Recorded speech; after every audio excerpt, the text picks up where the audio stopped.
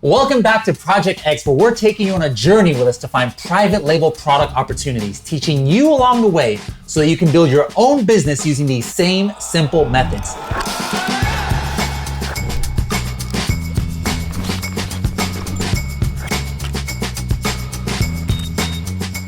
Now, in the last episode, we went over product sourcing. We got different quotes from the factories. If you haven't seen that episode, make sure to go back and check it out. Now, this is episode 8, and in this episode, we're gonna go over the basics of shipping. But this is gonna be a Tim-centric episode. So Tim, can you tell us what else we're gonna be going over in this episode 8? Yeah, so we're gonna talk about shipping your products from the location of manufacturer to FBA. Now, we can't cover all the different dynamics and potential shipping scenarios across the world. We can't do it. The truth is, most of the private label products that you or we or anybody else in the Amazon space are selling are probably coming from China. So we're going to talk specifically about China. And of course, that's where our test products are coming from also. So actually, they're not test products anymore. They're actually full-blown launch products. We're going forward with them. So the other thing that we can't talk specifically about just because we don't have a lot of time is setting up FBA shipments. Okay, so if you're into arbitrage or wholesale and you're shipping products from your house or your business into Amazon, that's not what we're talking about. Even if we're shipping straight from China to an FBA fulfillment center, we have to set up an Amazon shipment within your Seller Central account. We're not going to talk about that. The reason being, it gets so complex and there's so many variables, we don't have enough time. And this Project X case study is specifically trying to teach you how to find and sell and launch products. So we don't want to get too deep, but we're not leaving you hanging. If you need to know how to set up shipments within your Amazon Seller Central account, click the show notes below and we've got some resources for you there, some different options you can look at to get that information. So what we are specifically talking about is bringing products from China to Amazon, and that's what we're going to cover in this episode. All right, guys, I am your host, Bradley Sutton. I work at Helium 10 here, and I'm joined by my co-host, Tim Jordan from the Private Label Legion. Welcome to Project X. All right, now, if you want an in-depth written version of this episode, make sure to go to helium10.com/X8. That's helium10.com/X8. We like to start off our different episodes with a question. So the question of today is, you guys are either selling on Amazon now, or you're thinking about it. I think everybody who does or is thinking about it probably has some kind of fear either about the shipping process or logistics process. I mean, you probably still do have some fears about tariffs or a container falling into the ocean or something like that. So we're wondering, what is your biggest fear about the whole process of shipping and logistics? Let us know down below in the comments, and we'll maybe talk about some of those in our AMA, our Ask Me Anything episode on Friday. All right, so I'm gonna be honest with you. When I first started buying from China, shipping, logistics, import was one of the most confusing things and really one of the scariest things. I've made some really big purchases, done some crazy international shipments from China to Africa and places like that. And what I learned is that most of the fear that I had was not based on reality. And I say that because it was kind of unknown and maybe sometimes, at least I personally, have overcomplicated some things. What's really great about the rise of solopreneurship and entrepreneurship, especially in this e-commerce platform, is there are a lot of businesses that are small, a lot of mom and pop shops, a lot of folks like us that are online selling alone. And the industry has kind of evolved to help us. And they've simplified things. There are great services that can basically get your product from point A to its final destination, point Z, seamlessly for you. So what we're gonna do is we're not gonna get in this episode into like the real fine minutia of all of the individual import processes, anything like that. Minutia. Yeah, it's just small details. Minutia. You learn vocabulary here on Project X as well. But what we're gonna talk about is a general basic overview with the intention of you finding a shipping supplier that can handle pretty much all of that minutia for you, those small details. But you need to have a large enough understanding and kind of grasp of this whole process so that you can validate these potential suppliers and you can understand some of the lingo and you can understand some of the different steps that have to take place throughout these shipping processes, okay? So today we're going to talk about some of the cheapest options and some of the more expensive options, so general pricing for different shipping options. We're gonna talk about transit time being how long a specific type of shipment or shipping movement should take. We're going to talk about the modes of transport, the two primary modes of transport being air and sea. Air and sea. And then we're going to talk about some freight insurance and a few other things that you need to kind of have a general understanding of, okay? So everybody that we see like in the Facebook groups and on the boards and places like that are always asking a different question about shipping. And there's a lot of talk about the different modes, okay? You've kind of done it yourself already. Bradley said there's air and there's sea, but we're going to break that down further. We're going to talk about 2 options for air, which is air express and air freight. And then we're going to talk about 2 options for sea or ocean shipping, which is LCL or FCL. And we'll talk more about those. I want to put a disclaimer here right now, okay? I'm going to try to give some information to the best of my knowledge, and I'm even going to throw some numbers at you. But Bradley, as you know, things in the Amazon, ecosystem of business change all the time, right? So you've been in this game a little bit. What are some of the things that you've seen in shipping that can maybe adjust prices or adjust schedules, the things that we're going to talk about? Any ideas? One of the things here in California, I remember a few years ago at the Long Beach port of entry. So that's where all the ships come in, right? The dock workers went on strike. So everything was to a hold. And now all of a sudden we were paying storage charges and all these other fees because the containers were just sitting on a boat, somewhere. There's things like seasonality, like try and have fun shipping things around the time that an iPhone is released, and all those shipments are coming from China. Well, what's going to happen during that time is your prices are going to skyrocket for shipping because the real estate on the planes and on the containers is a lot higher. So guys, there's things that fluctuate all the time. So just be ready for this. Yeah, big thing that you need to be aware of shipping from China are holidays. The big one being Chinese New Year. This usually happens in February, about the middle of February, and it can last anywhere from 2 to 3 weeks. But because basically all of the business in the country shuts down, shipments are going to stack up prior to the holiday, and there's going to be a big backlog after the holiday. Also think about holidays here. Think of Q4, think of Christmas.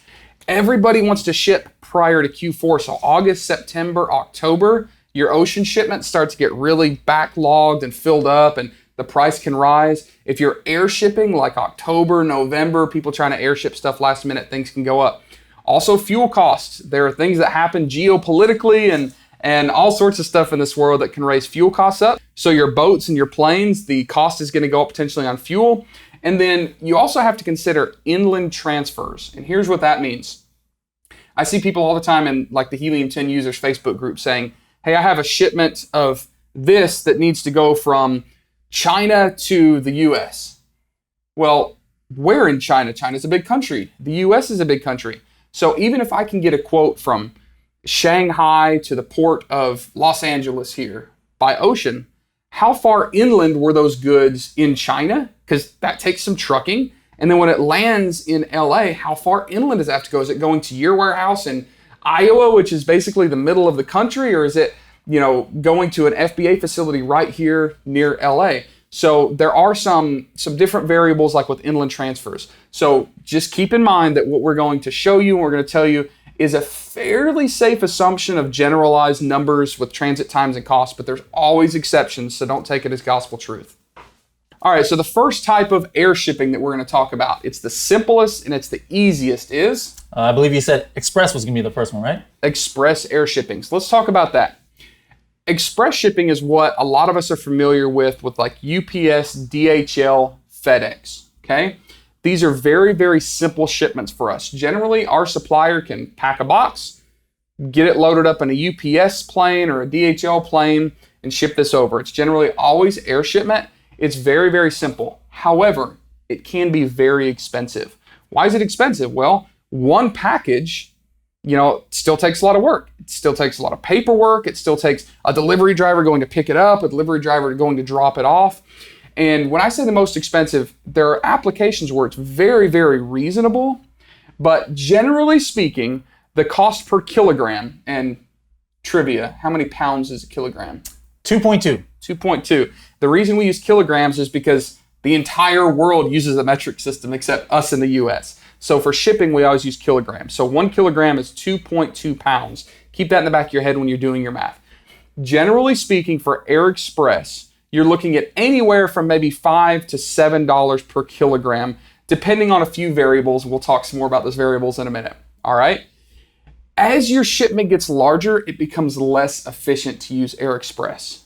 All right. If I am just dead set on shipping air and I've got a 3,000 kilogram, 8-pallet load of stuff, we're probably going to get out of, the scenario of Air Express being a good option. But if you're shipping samples, if you're shipping a small quantity, if you're shipping, iPhone cases and you can fit 300 to a box and you're only ordering 1,000, that's a really good application for Air Express. We'll talk a little bit more about some of those application considerations here in a minute. But keep in mind that's number 1 of our 4 primary shipping scenarios. So think about that. The coffin shelf, you think we're going to ship that air? Probably not. The axe, that's probably a big product. You're probably not going to want to ship that air. So phone cases, you mentioned phone cases. When I was in the phone case industry, sometimes we would ship it air. So why would we want to pay 2 to 3 times as much? Well, what if you really have a deadline, right? And you have to get it here at a certain time and you're not going to lose money, with it. So you don't want to go out of stock.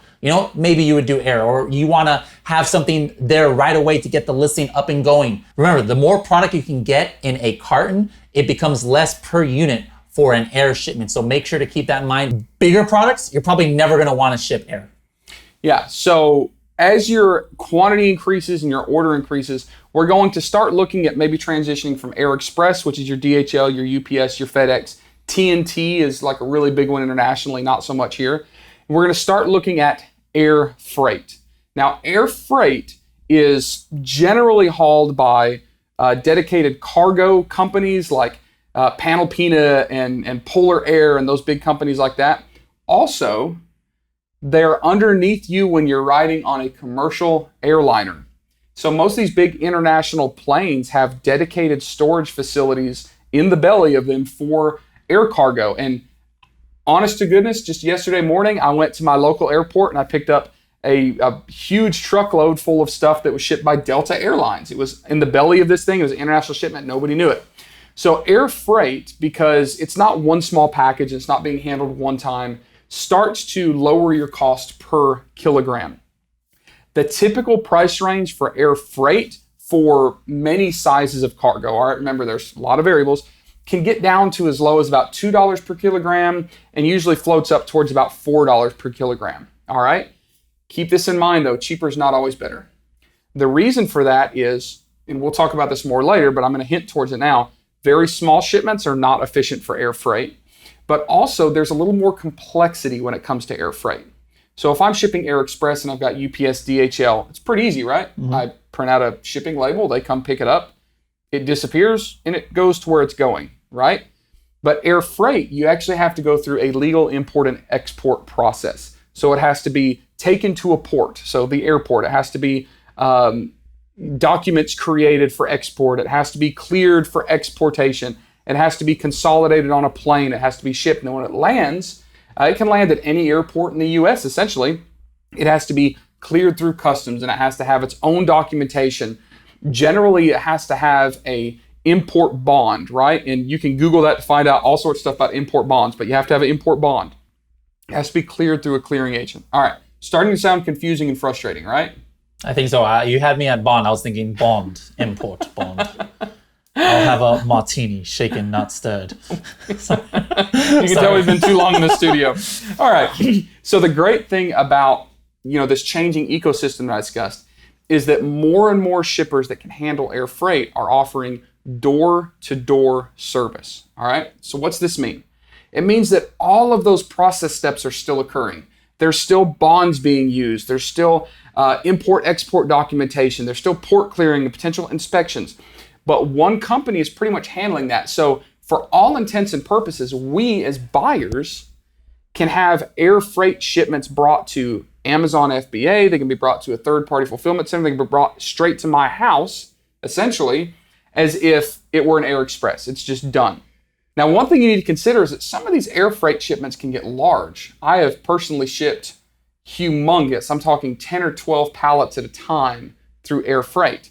And it might seem simple to say, oh, just ship that to my house or ship that to my business. But remember, these are big shipments. A lot of times after they land at the airport, the shipping company will put them on pallets and bring them on 18-wheelers. So you might need a forklift or a pallet truck or be able to handle these large quantities. So keep that in mind.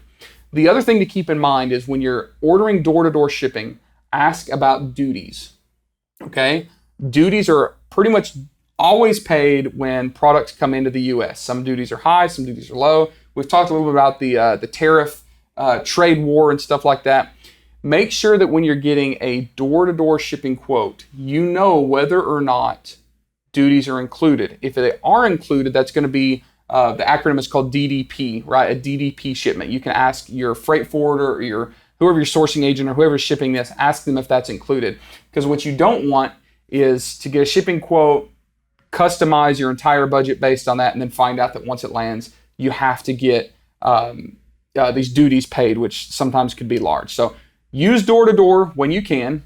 Make sure that you can handle the shipment because sometimes it gets large, and make sure that you either know what your duty rate should be or that you've got a DDP door-to-door shipment, which includes the duties. And in fact, the shipping quote that we're going to use in a little bit actually includes those duties, so we can show all of you what that looks like.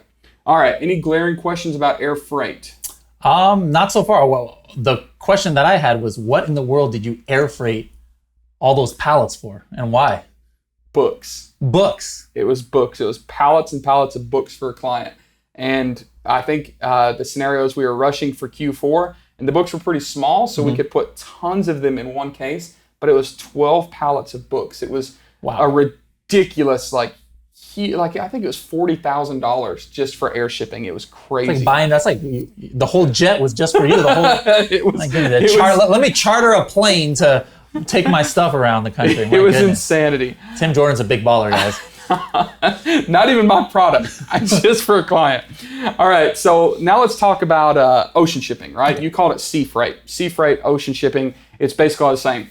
The general theme is we're putting this stuff on the water. Why? Because generally we can reduce our shipping costs. Okay? And it makes sense, guys. I mean, think about how, have you guys ever seen pictures of container ships? These things are gargantuan. I mean, a 40-foot container is big in itself. How many hundreds, or I don't know, it could be thousands of containers go on one of these ships. Now think about that space. You can't even put one 40-foot container on an airplane. I mean, especially if it's in the belly only. I mean, there's not enough room. So you can just see the real estate obviously is a lot cheaper when you're dealing with the ocean shipments, because the cost to get it here for the shipping company is a lot less than $40,000 airplane that you're having to buy.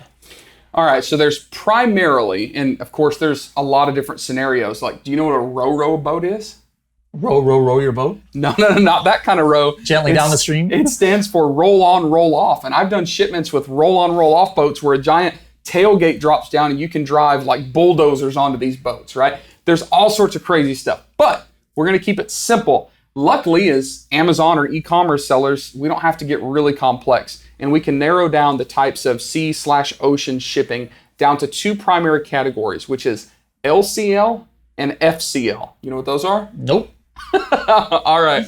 So LCL stands for less than container load. Oh, I knew that. I figured you did. And FCL stands for full container load. Let's first talk about LCL. This is when you have a shipment that qualifies for ocean, but it's not going to fill up a whole container. All right. The primary sizes of containers are 20 foot and 40 foot, and we'll talk about that in a second. But sometimes you have 5 or 6 pallets that's, you don't want to ship via air because it could be too expensive, but it doesn't fill up a container. So that's where we come across these LCL shipments, all right? Let me hit a few kind of talking points about this. LCL shipments are consolidated, all right? There is not a boat out there that has all these pallets stacked up on the deck of the ship. That's not how it works. The way it works is I might have 5 pallets, you might have 6 pallets, and somebody else might have 10 pallets, like Kevin, our awesome camera guy back here, right? And when all these pallets come to a port of, shipping basically where it's going to ship from, and they're all going to the same place, right? So all of us might send all our pallets to Shanghai, and there they'll get loaded in one container. And once that container's full, they'll put that container on a boat, bring it somewhere like LA or Oakland or even the East Coast, and they're going to split those containers apart, take out the separate individual shipments, all right? It's fairly simple. What's really cool about LCL shipments is right now there are a lot of opportunities where you can also consider them door-to-door shipments because shipping companies have gotten easier, the process has gotten smoother. Right now, you can even do LCL shipments from China, your factory, wherever it is, straight into Amazon FBA. Really, really cool how we've been able to reduce the cost in the industry increase the simplicity of things for us. But let's talk about some of those potential things we need to consider. All right, trivia. If I have a container full of all of my own product, how many individual shipments is that? That's you mean you have I have the a full container. That's one shipment. Okay. If I'm shipping an LCL load and my stuff is in a container with 5 other people, there's 6 of us, how many individual shipments are in that container? That's 6. There's probably 6 BOL, 6 packing lists, everything. Yep. So let me tell you what sometimes happens with some of these increased liability kind of LCL shipments. If your pallets are in the same container as my pallets and your paperwork isn't great, or maybe they think that you're importing, unicorn hair beard brushes, which we all know unicorns are endangered, right? When that lands at the port, there's going to be an inspection. And guess what? All of our products usually get lumped into that same inspection, right? So you have to be a little bit careful about that. Now, what if in our shared container, your shipment is full of beard balm, right? And your containers leak? I promise I have had this happen, unloading other people's stuff at my warehouse, and the floor of this container is just covered in beard oil. You talk about a slippery mess. Well, that can damage other people's products, right? So although LCL is a great option, I'm not trying to scare you away. You just need to keep in mind there's increased liability. You might have a little bit of complexity issues. There's also probably more transshipment points, and transshipment is where things lay over. So if you're flying from here to the other side of the world and you're stopping off at different layover airports, those are technically transshipment points. And it happens with shipping, because if I have a container that's all the way inland China and I put all my stuff in this container and ship it to me on the other side of the world, it pretty much goes straight to me, right? Mm-hmm. It's got a few stopover points, but there's really nothing crazy happening. The container arrives to me. If it's a mixed load, it's got to be consolidated at the port. It's got to be deconsolidated at port, put in other trucks, shipped around, right? So there's more moving of the products, which could increase the shipping time a little bit. You're also more likely to have a box get damaged, or a forklift run the forks of this pallet, something crazy like that. The other problem is sometimes you have to wait for full loads, because the shipping companies are not going to ship a half full container from Shanghai to LA. They're going to wait for other people's stuff to get there. Now, the really, really cool parts about LCL is you don't have to buy a full container. So for a smaller ocean shipment, it's incredibly affordable. The other thing is you can ship straight to Amazon. I can take 6 pallets, ship them from my factory straight to an Amazon fulfillment center. It's amazing. It's hands-free. It's awesome, right? So any other questions about LCL? Anything I'm forgetting? Any other big talking points? Just make sure, guys, if it is LCL, and let's say you're bringing this to your house, or you have an office maybe, or even a warehouse. These are on containers, guys. And so first of all, they're going to transfer them. If it's a full container, we're going to talk about that in a little bit. But if it's on an LCL, they're going to put it on these trucks. So here is going to come a truck who's going to deliver this product that you ordered. They've got 6 pallets and there's no lift gate, like on the U-Haul trucks or something. They're expecting you to be able to get those products off. So I've had it, I've had warehouses before where we didn't have a lift gate, we didn't have a dock, we didn't have a forklift. I would have to depalletize those from the truck and hand it down to somebody just to get it off. So when you're ordering things, make sure that you have the facilities that can receive this kind of shipment. Yep, absolutely. The next type of ocean shipment, you already answered this. Can you answer it again? FCL, full container load. He's a shipping pro. All right, so you already know what full container is. That's where we basically take the full container, fill it up, and ship that directly to us. Well, generally, it's going to be a warehouse or someone that can receive that. I don't recommend shipping a full 40-foot container to your home. That could be a really, really long day, and we'll even tell you why that could be a long day for you. All right, so a few points to consider about full container load. We already talked about the transit times can be a little bit shorter. Usually your stuff isn't messed with as much. It's usually more direct. It's by far the cheapest way to ship. We're going to talk specifically about 40-foot high cube containers. It's 40HQ is the kind of acronym for it. Those are the most common shipping containers. Those are the ones you see all over the roads, all over the warehouses. That's the most common. You can get 20-foot containers, you can get open top containers, you can get non-high cube containers. We're going to stick with 40-foot high cube containers. So the volume limit, all right, that's usually what's considered first. How much stuff can we pack into this container? And I have seen factories in China that do amazing Tetris jobs, and every square inch and square centimeter is full. It's amazing. The volume limit ranges based on what's in it, but generally assume about 65 cubic meters. All right, now cubic meters may be a new term for you, just like kilograms may have been, and we'll talk about cubic meters here in a second. It's the kind of metric term. We'll actually show you where cubic meters is listed on our shipping quote that we're going to show for the coffin boxes here in a few minutes. So generally assume somewhere around 65 cubic meters. I think that 40-foot containers actually go up to like 70, but you're never going to get every square inch. So volume matters, right? Mm-hmm. Most of the stuff that we're shipping is not that heavy, but don't ever let anybody tell you that weight doesn't matter in a shipping container. The large reason for that is the U.S. Department of Transportation. So here's what happens in China. They can tell you, and let's say these are pallets of books. These are heavy, heavy items. I've shipped humongous pieces of machinery in containers that there's a lot of empty space, but we were still like exceeding the weight limit. In China, the weight limit's really high. The boat doesn't care.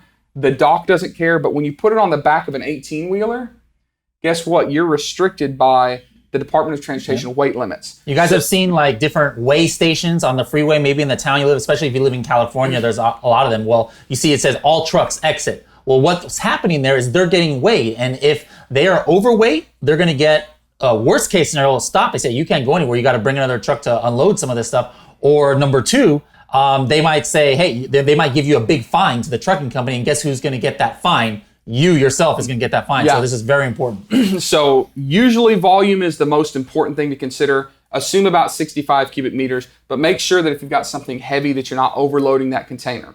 Also, we're talking about heavy stuff. The most efficient way to maximize capacity in that container is called floor loading. You know what floor loading is? Put it directly on the floor, not on a pallet. Correct. So most of these 18-wheelers driving around are full of pallets, and they put 20 pallets on. There's a lot of empty space. When they fill containers, typically in places like China, they're floor loading it, which means they are hand stacking these boxes. That's how they get that Tetris, like packing.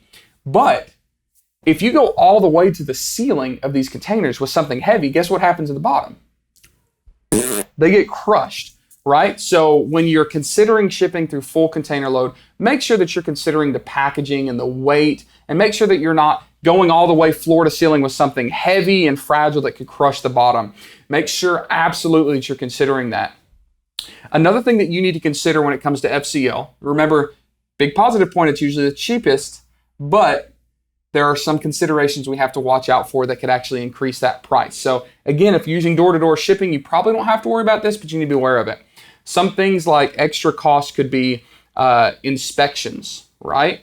And inspections can get pretty expensive if you don't have your paperwork right, if you're not declaring things correctly, if you don't have a good customs bond, if you're using a real shady shipper, right? Like an inexperienced shipper that's had a lot of problems before, it's more likely to get flagged. And this can add up costs. One is inspection cost. I have had inspections on containers, and this is very rare. This is not to make you panic and be scared of shipping, where a cargo container comes into the port and it gets x-rayed. And on the x-ray, they find something inconclusive. Like one time I ocean shipped a bunch of magnets. Don't do that because it wreaks havoc on an x-ray machine and they inspect everything physically. So what they do is they take that container and put it on the back of a truck and drive it to a third-party warehouse where this third-party company unloads every box by hand, gets to the very front of the container, opens up like 6 boxes, says it's all good, packs it all back in, puts it back on the truck, drives it back to the port, and then continues. Guess what? You have to pay for the inspection. You have to pay for the additional days that you use that container. You have to pay for that truck to move it back and forth. And it gets really, really expensive. So be very careful. Make sure you've dotted all your I's, crossed all your T's, just something to consider. Usually the exam rates vary based on if you're getting it's called a VAXIS exam, which is like an x-ray exam, or an intensive exam. You can get FDA exams, you can get some other things like that. So I'm just making you aware that these things exist, they happen. Make sure to talk to your freight forwarder, whoever that is, and make sure you're familiar with the likelihood of something like that happening, potential costs, things like that. But generally speaking, as long as you're using a good shipping company and you're shipping FCL and you're not overloading it or you're squishing anything or shipping leaky bottles of beard oil across the world, then FCL is perfectly safe. I would even argue it's one of the safest ways to ship because people aren't taking your boxes in and out, right? Any other questions about FCL, full container loads? Nope. All right, so let's talk about volumetric weight. Again, if you get a good shipping quote, you don't have to worry about this. The reason this matters is because everybody thinks they're an expert. All right? You guys have seen it in the forums and on Reddit and these Facebook groups. People post all the time. Hey, well, you see it, don't you? Hey, I've got an air shipment. My air shipment weighs 75 kilograms. What should it cost me to ship that? You know what I do every time I see those posts? What? I roll my eyes and just keep going because I'm tired of answering this question. No, I'm just kidding. All right. That's not good Facebook etiquette. No, it's not. Let me say again. So when that happens, what is your response usually? Or what do you see other people doing in response to that? They're giving estimated quotes, right? Yeah. It doesn't work, does it? Nope. And the reason is dimension matters. Volume matters, okay? All right, so imagine this. I've got a box this size that, well, maybe a little bigger, but a small box that weighs 5 kilograms. And we know that Air Express is somewhere around $6 a kilogram, right? So if it's a 5 kilogram box, $6, $30 to ship this thing, hypothetically. 5 kilograms. Now, what if I was shipping a box this big full of feathers and this giant box only weighed 2 kilograms? At 2 kilograms and $6 a kilogram, we're looking at about $12, right? Do you think I can ship a box of feathers this big from China to the US for $12? No. Airplanes actually have this kind of breakover point where larger gets more expensive than heavy. And the term for that is volumetric weight. Now, every shipper calculates volumetric weight differently. I'm not going to show you a calculation because every shipper does it differently. But here's the thing.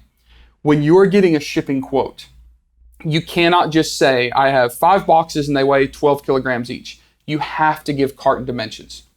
Use a good door-to-door shipper, very experienced shipper that can calculate that volumetric weight. And now that you're aware of it, you're not going to be shocked when you send information for a 50 kilogram shipment and their quote says 70 kilograms. I see people freak out. Oh, they're trying to rip me off and charge me for 70. No, what you'll probably notice on that quote is they're charging you volumetric weight, which means you tripped over to the size over weight threshold. And that really, really matters. So next time you're in one of these Facebook groups and you see someone saying, hey, I have 12 boxes and it's 200 kilograms. What's it cost to ship? Post in there and say, hey, what are the dimensions of the boxes? Then these shippers can actually give you a good quote, right? And then remember too, it's like you said, it's not standard. So get like 3 or 4 quotes. Sometimes you'll see, some people trying to take advantage of newer people and they charge a really exorbitant high price because they figure, oh, they're just going to get a quote from me and they're just going to go with it. So get a few 2 or 3 shipping quotes and then pick the best one. All right, so now we have an overview of Air Express, Air Freight, LCL, FCL, less container load, full container load. All right, quiz. I've got 2 boxes. The boxes are normal size boxes, weigh 10 kilograms each. I'm going to ship them from China to here. What's the best route to ship those? Say Air Express, DHL, FedEx. Air Express, DHL, FedEx, UPS. But we know that ocean is generally cheaper, right? So is it going to be cheaper for me to put those 2 boxes in a LCL shipment and send it to me? I don't think so. No, because there are some fixed costs, okay? Air Express generally has no fixed costs. They're not going to charge you just to do business with them. When you get into air freight, there are some fixed costs. Remember I said you have to have a customs bond, you have to have a clearing broker. LCL is the same thing. There's paperwork that's involved. Full container load, you get into fixed costs of container rental and drayage, that delivery truck and renting the dolly that the container actually sits on and port handling and all those things. So as we get smaller and smaller, the more expensive shipments could potentially become cheaper and cheaper, all right? So the purpose of me telling you this, and I'm not gonna go through like a big graph or anything like that, but just consider like what we've got below this information is the fixed costs. Don't always assume that ocean is gonna be cheaper than air because that's not always the case. As shipments get smaller, that's not the case. Don't always assume that air freight will be less than Air Express because if I only have 3 or 4 boxes, Air Express is probably gonna be cheaper than air freight. And the same thing with full container loads. We said that full container loads is probably the least expensive, but assuming we can fill that, I'm not gonna get an entire container for 2 pallets. So if the shipment's smaller, then the traditionally more expensive shipping route could actually be cheaper. Make sense? Makes sense. All right, so I know this gets a little bit complex and a little confusing. Here's the main point. We are showing you this, you're aware of it, right? We want you to be aware. That way you know that there are a lot of different scenarios that you need to consider. The only way that you're gonna be able to navigate this potential complexity is to find really good shipping providers to just be aware that there are a lot of different variables and variations of types of things that can happen, and get a lot of quotes. Don't just send shipping information and say, hey, I need an LCL or I need an air freight. Let your shippers tell you the different variables, because sometimes, even if I don't fill a full container, an FCL shipment can actually be cheaper if it's 3/4 of the way full and just have some empty space instead of doing LCL. So get good quotes. Just be aware there's a lot of different variables, a lot of different scenarios, and make sure that you're padding, your margins a little bit for potential added costs that you're not anticipating. And the methods that we use to show products generally have really high margins, so you can cover those. All right. Sounds good. Anything else about shipping that we haven't covered? A real glaring one. I would assume that the basic, advantage of shipping air is the time. And it's slower to ship on the ocean because a boat is slower than an airplane. My question is, how much faster is it air than ocean? All right, so remember we said that most of the things that we're telling you in this episode are generalizations. They're not always 100% constant facts. But here's the generalizations. Usually Air Express, the most expensive but also the fastest, can generally be shipped between 4 and 7 days, okay? Now, if your products have to be shipped all the way to an airport and it takes a couple days, and then the inland delivery takes a little longer, understand there's some variables in there. Holidays are going to stretch that out. Crazy things like weather grounding planes can stretch out. But generally, Air Express is 4 to 7 days. It's usually the easiest. Air freight, there's a few variables that can happen, but generally looking between, 10 to 14 days is fairly average. And that's usually from door to door. All right, so 10 to 14 days. So it's not that much longer to potentially reduce your costs from Air Express to air freight. Now, LCL, FCL. So ocean can kind of be lumped in together. There's a lot of variables here, okay? But generally, you're looking between 30 and 45 days is a really good average. Now, if things are held up at the port for inspections as they're leaving the country, inspections coming in, that can change a lot. If ocean liners are all full, if something crazy happens, it can stretch out, right? If you're in California as opposed to Nebraska or something, obviously there's going to be almost a week difference there too. Yeah. And let me tell you, there's this really big misconception about West Coast versus East Coast. We know that West Coast is closer geographically to Asia and China, but the shipping to the East Coast isn't necessarily that much slower. There's these boats that actually go through the Panama Canal and fire up the East Coast. I know shipments that frequently make it from Shanghai to the port of New York. And that's even stopping in Savannah and Charleston and all these ports along the way in about 30 days, where most average ships coming to the West Coast take about 25 days. So if you are in the East Coast, if you got a warehouse in New York, don't ship it to Oakland or to LA and then drive that sucker all the way across the country. Ship that thing through the East Coast lanes. The other thing to consider, there are some what's called fast boats, and they're a little bit more expensive. And actually, that's how we're going to be shipping our coffin boxes, a fast boat. They usually go from Shanghai to LA in about 22 days. Just a tiny bit more expensive. It can usually shave off 4 or 5 or 6 days, which is really cool. So that's the general guidelines for shipping transit times. Lots of variables, but I'd say 75 to 80% of the time, that's how it rolls. All right. We were going to mention something else at the beginning of the episode. Do you remember what it is? We talked about the different kinds of freight. We talked about shipping times. Insurance. Insurance. All right. Most shipping providers don't talk about it, but that's why we're sharing with you right now this concept of insurance. So you can be aware of it. You can ask about it. It can be rattling around the back of your brain next time you get a shipment to make sure that you're covered. All right. A few quick things. I suggest you getting your own shipping insurance. You can get your own policy. If the freight forwarder says, oh, that's okay, we can cover it. Sometimes they do, sometimes they aren't. But would you let just anybody get your auto insurance for you? No, you want your own policy so you can see what the deductibles and see what the coverage are, see what the limits and the liabilities are. You need to understand in your insurance where it starts and when it stops. So there are a lot of insurance companies that just cover your freight from the ocean port to the ocean port. But what about the shipping to the port and the shipping after the port to you? And what about when it's sitting at the port? It might not be covered. So make sure you understand exactly which modes of transportation and which series and sequences of that shipment are covered. There's also a difference between open coverage and single coverage. If you're shipping your first shipment, you don't know how well this is going to go, you don't know if you're going to reorder, just get a single coverage policy. You can get this through your freight forwarder. Just make sure it's an independent one. There's a lot of companies that you can find that do shipping insurance, and just get insurance for that one shipment that you're doing. If you're importing a lot, it's cheaper just to get a yearly insurance coverage, right? It's called open coverage, where pretty much anything that comes in is covered. All right, so the things that insurance typically covers are things like theft, and they call it pillage, which is a very 1800s word, but I like it. Hijacking. Look, people used to say that the pirates were gone until all those shipping lanes around Somalia. You remember all those a few years ago? Tom Hanks has something to say about that. Tom Hanks has to say something about that for sure. A damage due to mistakes. This is people driving a forklift through your pallet. This is things like people dropping containers. If your boat sinks or catches on fire, or your plane crashes, or if there's exposure to water. Exposure to water happens a lot more than you would think. I've seen some pretty big water exposures on some shipments that I've done myself, where these giant pallets of products are sitting out on the tarmac of the airport being transferred, and a freak thunderstorm comes and gets them wet.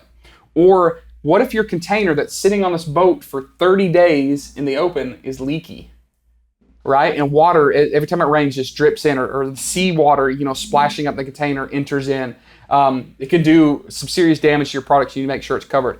Crazy temperature variations are usually covered. It's not something that we generally run into, but if we were doing like FDA products or food or stuff that can melt, stuff like that, it needs to be considered. So if you are shipping cosmetics, if you're shipping something that has a low melting point like candles, find out if you can get an insurance policy for those in case they're exposed to extreme weather differences.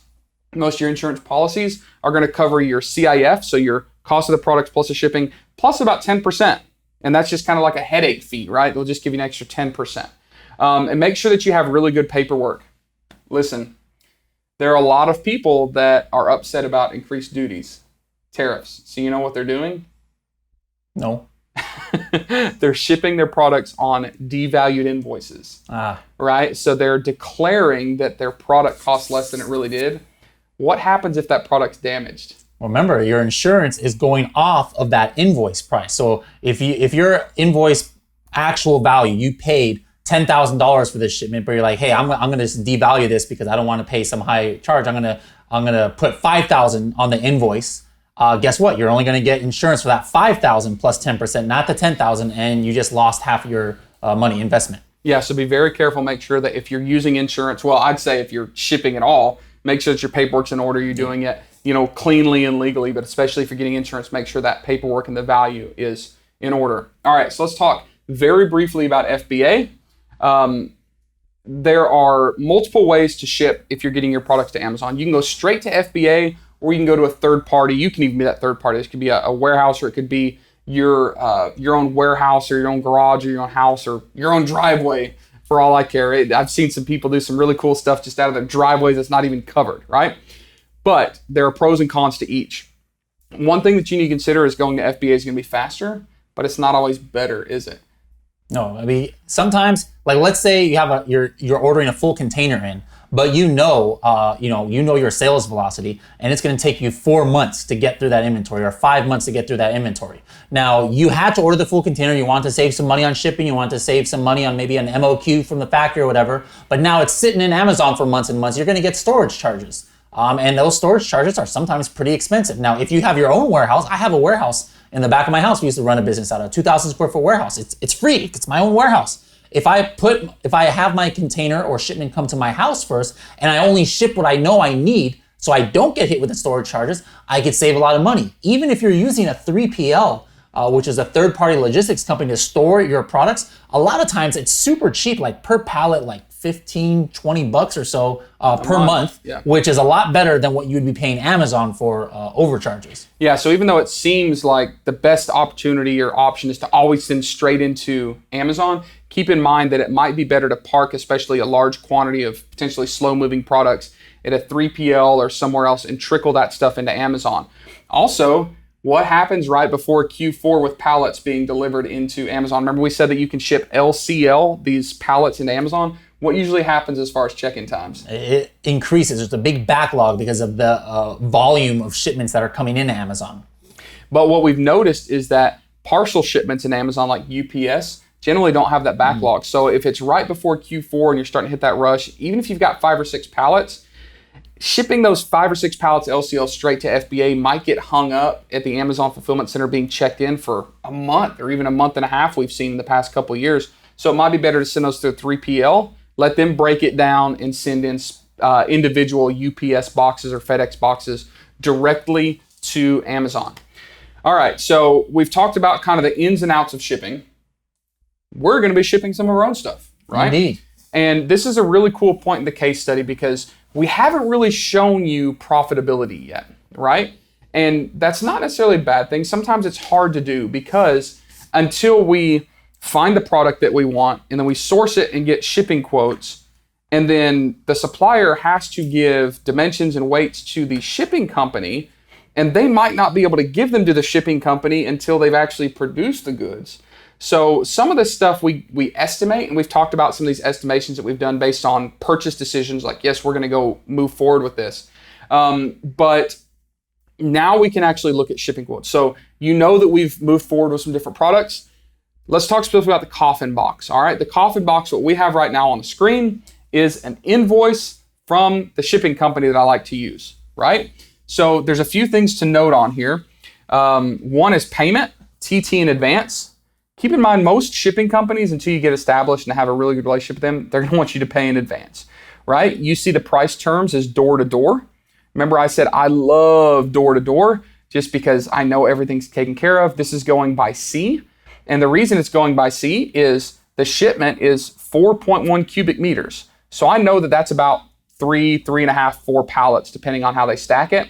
Way too expensive for air. And we knew that was going to be the case because coffin boxes are pretty big and bulky. And we talked about volume mattering, right? So let's see some of these other things. Sometimes the validity stretches out 30 days, sometimes stretch out 3 months, sometimes it only stretches out a week because they know that those shipping prices can vary so much. So you have to be extremely careful to make sure you know your validity period.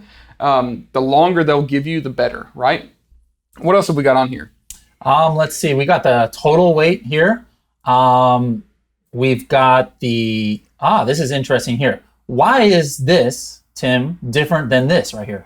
Because even in ocean freight, volumetric weight can matter, okay? So it doesn't matter so much in the way that this was, completely quoted, but just keep in mind that this shipment, because these coffin boxes are really light but big, that volume is actually going to trump the weight even in this scenario. So even though our cubic meters is 4.1 and our actual weight is 365, we're going to pay as if it was 690 kilograms, all right? So this is just an example. It's not gonna really affect the pricing too much here, but it's a really good example. That's one of the reasons I wanted to show you this quote specifically.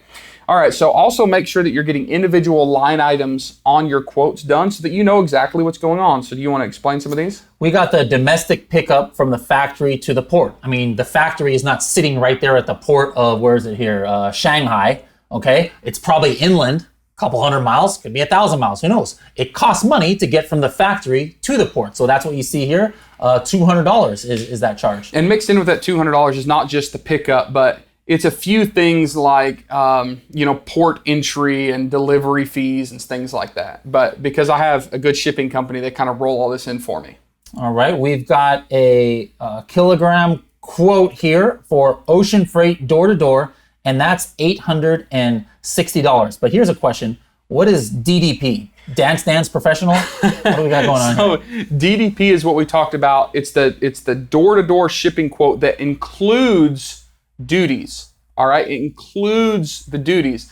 This is awesome. This is really, really cool for us because they have already calculated what these duties are. And with this product, there's really none. So they've just kind of rolled it in for us. All right, so one thing to keep in mind is that the unit price isn't CBM. It's because they're basically using volumetric weight on this. So it could be kilograms, it could be cubic meters. They could have gone either way on exactly how they quoted this. But if you're getting multiple quotes, that's the most important thing. You'll get apples to apples comparison of shipping quotes. So even though this is like a little bit complex here, it doesn't matter. If I'd gotten quotes from multiple shipping companies, which I did on this one, you'd be able to compare which one is best, right? So don't let the lingo scare you. Don't be worried if they're quoting by kilograms or quoting by cubic meters. It doesn't really matter. Just get apples to apples comparison. All right, so this next line item, I actually had our shipping company add even though there's no charge. Any idea what that is? Wood goods declare and commodity inspection cost. That's if it lands. Does this happen in China or does it happen in the USA?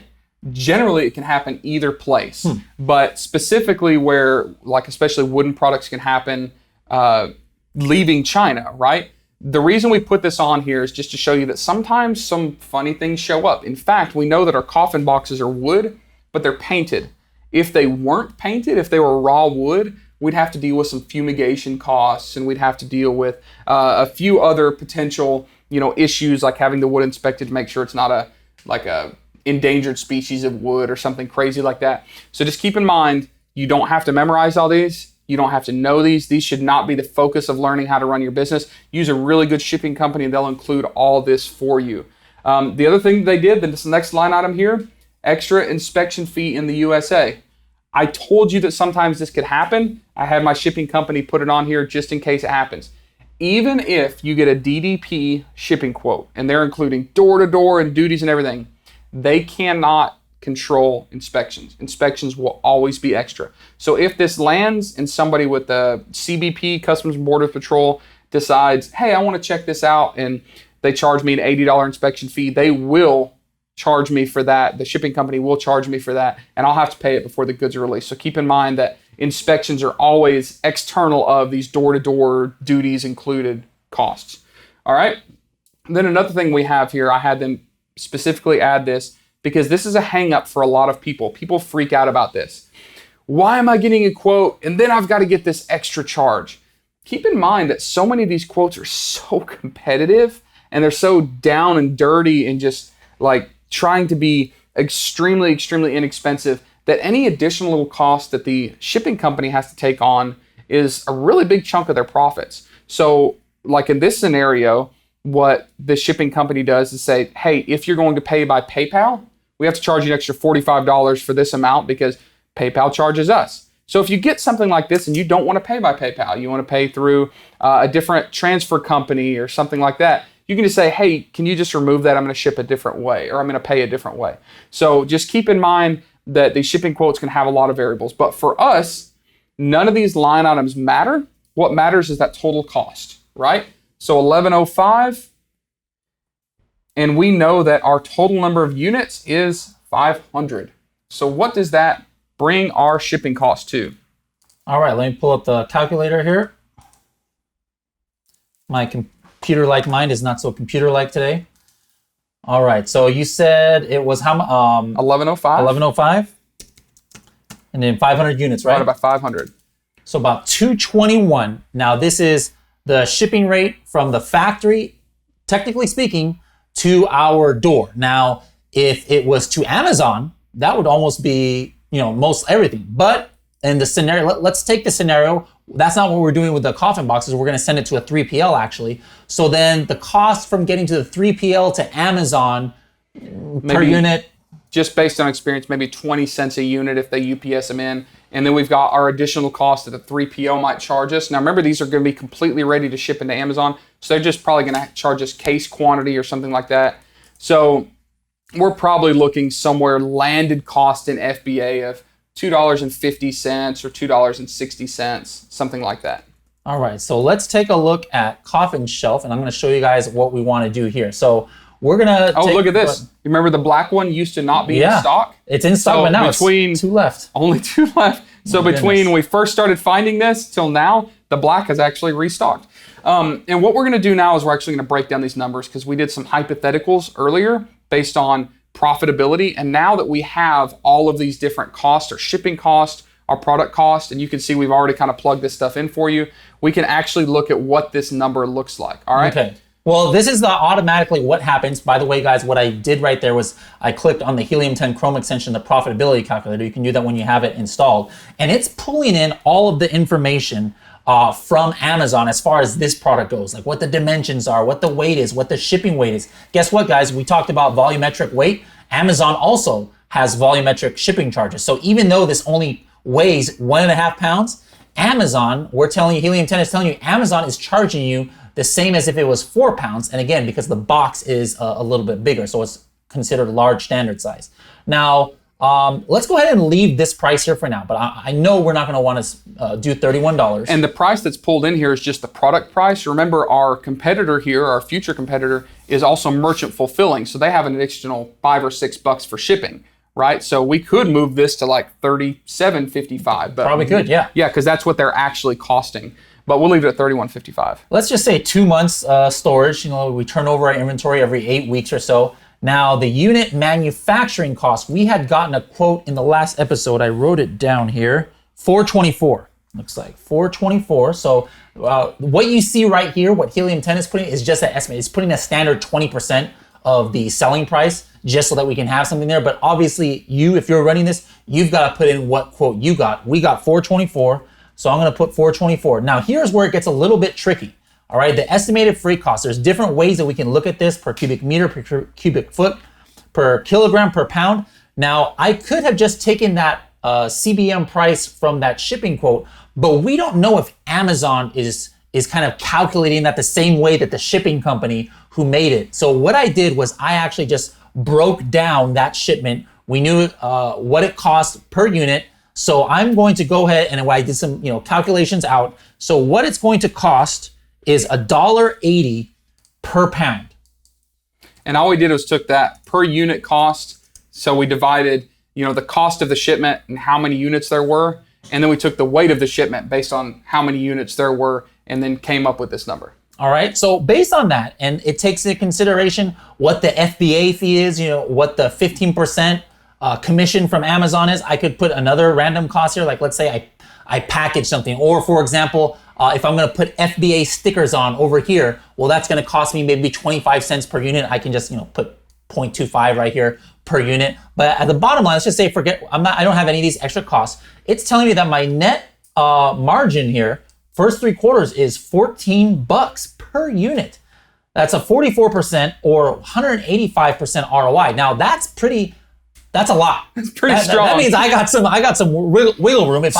So keep this in mind. We're not looking at a unit or a product idea that's like super high volume. What if we only sell 500 units of these a month? Can we do our calculator? Let's do it. If it's $14, okay. I'm old school, I'm on my phone. So $14 times, what do we say, 500 units a month? Yeah. That's another $7,000 a month from a product that you're not going to have any competition on. Who wants an extra $7,000 a month? That would be nice. Now let's play with the scenario a little bit. Let's say that we really want to get this thing ramped up and do some volume to get that 500 units a month. We need to drop the price, right? What's like a good just consumer, yes, I'll purchase price point? Like, I don't know, $23.99, $24.99, something like that. We're still looking at some pretty serious, like 100% ROI essentially, meaning for every one that you sell, you've doubled your money. You double your money every time you sell it. That's pretty stinking awesome. Now, this calculator doesn't, include PPC costs and maybe some other random costs that come up. But generally speaking, this is not too shabby for a black coffin shelf box, right? So what we were doing earlier, taking these kind of estimated costs, and now we're adding into our actual costs, we've confirmed everything that we knew to be true. This is a really profitable item. What we would probably do, and we'll talk more about the launch phases, we might start at a lower price to get us ramped up. Actually, we may not, because remember in our test phase, what price did you have it on these coffin shelves on that test one? On the test phase, I had them at $60. I listed them at $60 because remember we didn't want to sell them, and we sold several units, and we were like position 3 or 4 organically. It was unbelievable. So this we might keep the price up, but if you want to get real down and dirty and competitive, maybe you find a product where you're willing to go down to 50%. ROI or 15% margins, and then creep that price up later once you get good position. But that's how you use this profitability calculator. We also know that there's a lot of margin in here. So if something happens, like I get a $200 inspection fee, is it going to crush my business? Nah. No. If you are worried about a 2 or 3% increase in your shipping costs, your production costs, making or breaking your business, you're sourcing wrong. You're picking the wrong products. Yeah. There are so many products out there with such high margins that you don't have to get down into the weeds and the nitty gritty of this like 1 or 2% affecting, success or not success. Pick the right products, and you don't have to get into this minutia. The minutia of all these individual shipping costs and things like that. All right, guys, I hope you enjoyed this episode about shipping so far, but there is one thing I wanted to talk about is because we just did all of the calculations. The coffin shelf is great. We got a quote last episode from the factory. They're good to go. The shipping quote was good to go. On the egg trays, we're good to go. But, and I told you guys, we weren't pre-doing this. We're doing this live, all right? What happened with the axes, Tim? Yeah, so we had a little problem with the axes, and I'm actually a little bit thankful that this happened, because one thing that I want to show all of you, the viewers, is that a lot of scenarios can happen, a lot of things can happen. If your one product that you're trying, something like this happens, don't get discouraged, all right? You see that of all the products that we looked at, we started with 5. We eliminated 2 because they didn't look so hot. I don't even remember what they were, the tortilla blanket and... I've forgotten already, yeah. Oh, the some baby thing, the seeds. Remember the seeds? The seeds. That was a long time ago. Yes. The party, baby shower party favors or something. Yeah. Yes. So then we were knocked down to basically 3 products that the testing looked good. It looked interesting. All of the different scenarios looked good. We have to drop that one.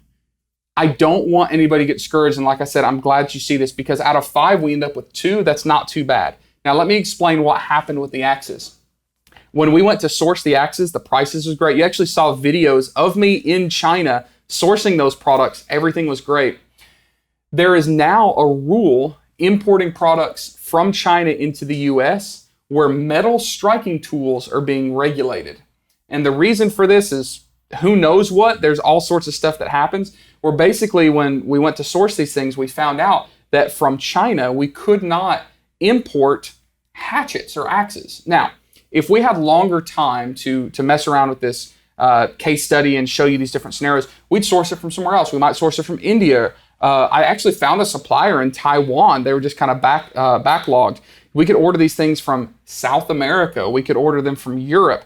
There's a lot of places we could order them. So just because we ran into a snag and we can't continue sourcing and shipping that product, even though we really liked it as a potential product, it's really good. Like I said, we can show you that things happen. Don't get discouraged. The way to defeat discouragement, like knowing that those tortilla blankets were saturated or knowing that we can't import the axes, is make sure that you're focusing on more than one product, right? And the methods that we're showing you should allow you to do that, because you're not diving too deep into one product. You should be able to spread out pretty wide, because the MOQs are generally low, the investment's low, and there are just so many product opportunities. Absolutely. And another thing he mentioned in passing was about how there was some backlog in a couple of the factories that could do it. Well, what does that tell you? That tells me that maybe right now, remember when we would look, it was like barren right there. But what could happen in the next 6 months is maybe there's a whole bunch of companies already ordering this product. So maybe there's nothing right now on Amazon, but hey, in a few months, that could be different. So that's another kind of red flag that you need to, look out for sure. Yeah, and we knew that the axes were potentially the most saturated of all the products that we looked at. We still wanted to go through it just to kind of show you the process, show you that even things that are somewhat more competitive can still be very successful. But fate is making us cancel the axes. Like I said, if we had more time, we'd source it from elsewhere, but we want to move on to this case study and don't want to hold up this information for you. So as of now, we're moving on with 2 of the 5 products. We've got the coffin box and we've got the wooden egg trays. We're moving forward with the coffin boxes. We've got stuff on the water. We've got it shipped right now. We're waiting for it to arrive. So I think that that now we're kind of in that phase where we can start prepping to sell these things and going through some of that work of looking at our PPC data and our other research data using the different Helium-10 tools and start to prep this listing, right? So I think that's probably where we're going to go in our next episode. All right, before we close the episode, we always like to close them with a question for you. So now that you know we've whittled it down to 2 products, all right, the wooden egg tray and the coffin shelf, which one do you think is going to be the most successful product? And that's a little bit of an interesting question, because success can be measured in a lot of different ways. And I already know that when we get into the optimization and launch phase, we're actually going to launch both of these products in probably a couple different ways, because just the criteria. So I would even rephrase the question and say, which one are you more excited about? There we go. Which one are you more excited about, Tim? I'm gonna reserve that. I'm gonna keep my mouth shut, and I have a suspicion that we'll both get very excited about one of them.